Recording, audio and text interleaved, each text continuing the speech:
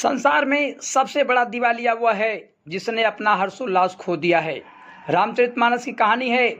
राम का राज्याभिषेक होने वाला था, लेकिन पिताजी की आज्ञा के अनुसार उन्हें वन जाना पड़ा और सीता और लक्ष्मण के साथ भगवान राम वन को चले गए। वन में सीता हरण होता है और सीता जी को खोजते खोजते भगवान राम और लक्ष्मण ऋषिमुख पर्वत के पास जब पहुंचते हैं, तब सुग्रीव को लगता है कि बाली ने किसी वीर को हम लोगों को मारने के लिए भेजा है। तो सुग्रीव हनुमान जी को उनका पता लगाने के लिए भेजते हैं कि आखिर वो राजकुमार कौन है। हनुमान जी विप्र का वेश बनाकर भगवान राम और लक्ष्मण के पास जाते हैं और भगवान राम और लक्ष्मण से उनका परिचय पूछते हैं। तो भगवान राम ने परिचय जिस अंदाज में कहा है, ये वह यहाँ बहुत प्रासंगिक है। गोस्वामी जी लिखते हैं कि भगवान राम कहते हैं कि आपन चरित कहा मैं गाई, विप्र कहो निज कथा बुझाई। अर्थात जिसका राज्य छिन गया हो, जो वन में चला आया हो और वन में आकर पत्नी का अपहरण हो गया हो, इसके बाद भी अपना परिचय गा करके बता रहा है। ये भगवान राम की प्रसन्नता का विषय है।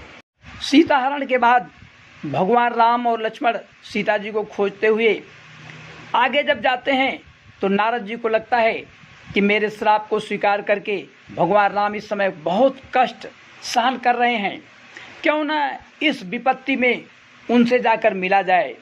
तो नारद जी भगवान राम के पास जब पहुंचते हैं, तो उस समय भगवान राम एक फटिक शिला पर बैठ करके लक्ष्मण को कथा सुना रहे थे।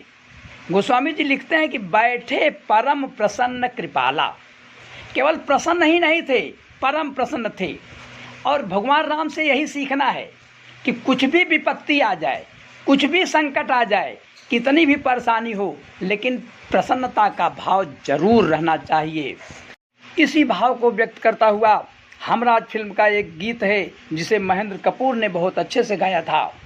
ना मुँह छिपा के जियो और न सर झुका के जियो, ना मुँह छिपा के जियो और न सर झुका के जियो। गमों का दौर भी आए तो मुस्कुरा के जियो, ना सर झुका के जियो, ना मुँह छिपा के जियो। गमों का दौर भी आए तो मुस्कुरा के